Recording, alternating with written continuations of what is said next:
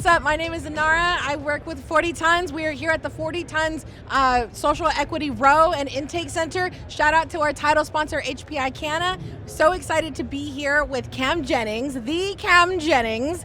All right. So I know that you are a co-host and executive producer on the Born Lawless podcast. You do a bunch of other things in this space, formerly with Champs trade shows as well, and now kind of working on some other things. So tell us a little bit more about yourself and what brings you here to MjBizCon.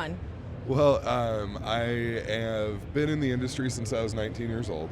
I started as a stand-up comedian that wanted to work into theater. Okay. The sponsors I ended up getting around me were very counterculture cannabis. I was already a huge stoner.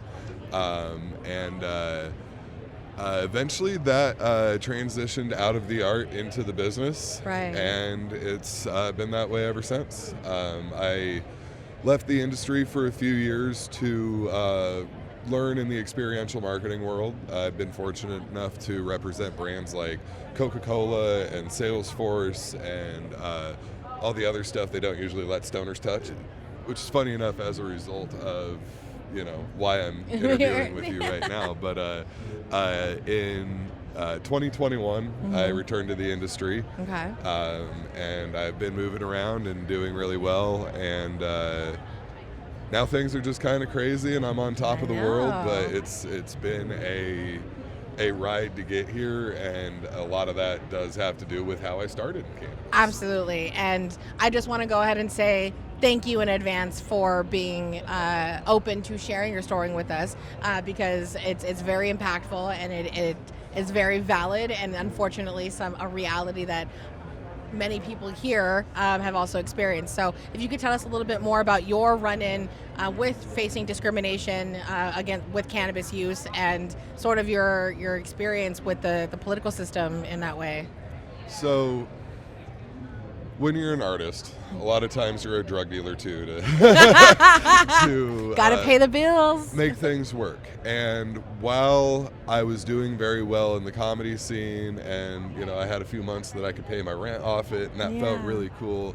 Most of my income did come from bringing cannabis that I bought legally at Colorado dispensaries with my extended plant count medical card, and went and sold in my hometown of Casper. That was how I paid my bills. I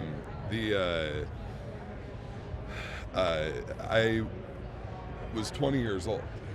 When I started in comedy, I was 19, and I was using my friend's ID to get into bars to perform and later to produce, all on his name. I actually celebrated a birthday party one time 6 months before my actual birthday, because that's what it said on my ID. That's on your ID, yeah. And that's how well things were going in comedy. Amazing. But eventually things didn't go so well. Yeah. And one of those runs, I got popped. And I got pulled over. And at 20 years old, I was facing 21 years in prison for cannabis. And it's not a story that I don't talk about often, because I did get out of it with probation, and I didn't end up doing any prison time. But the steps along the way, I think, are worth talking about. Yes. And have also molded me as a person. I'm getting to be a known person in the industry, and I'm kind of a weird dude. So when I do get the question, "Hey, dude, what the fuck is wrong with you?" Maybe this, this interview is the answer, because it's been a wild ride for me. I've lost a lot for this industry. I have a huge passion for it. I have been very, very traumatized from start to finish. Once we do get these guys out of prison, there's still a lot of work to be done to make sure that we can get gainful employment.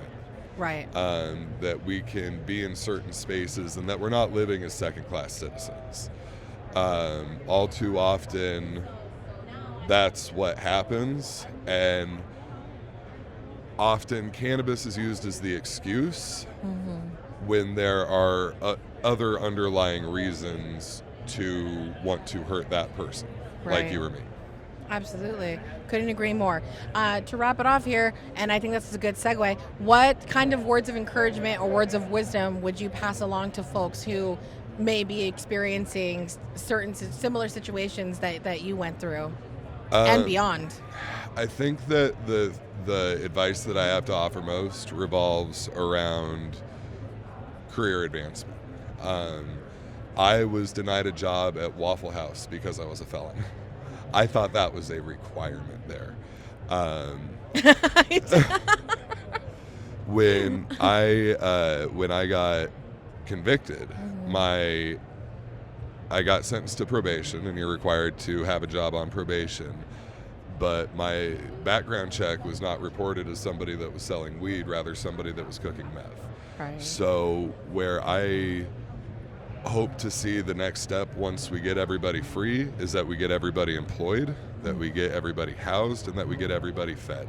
Yes. And that we get them there in an industry that they want to be in. Not everybody that got caught selling weed wants to come back to selling weed, and they do deserve a chance in the rest of the world as they deserve to be in the front of the line in ours.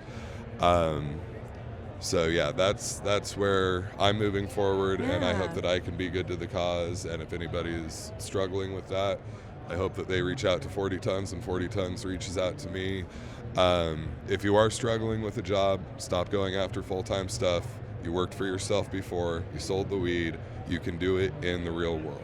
Things are just products and services. That's what you did before. Figure out taxes, they suck. Yes, couldn't agree more. Especially as a freelancer and entrepreneur, you definitely need to make sure that you're on top of that. Just because you got in trouble for selling cannabis doesn't mean that you don't have a lot of valuable things that you learned along the way, and you should absolutely apply those to your everyday life and your everyday business going forward, or else that felony will keep you at rock bottom, because that's where they want you. Don't let them win. Could not agree more. And if you need any assistance with that, definitely hit us up at 40 Tons, because we do host Level Up Career Conferences, where that is our exact mission, and the exact thing that we do is getting the people who are formerly incarcerated for this plant back into the workforce, whether that be in cannabis or really any, like to your point, any industry that they want to be in. So I really appreciate you giving me this platform. Yeah. Check out the Born Please. Lawless podcast with myself and Jesse Lawless on Spotify and Apple Podcasts. Yeah.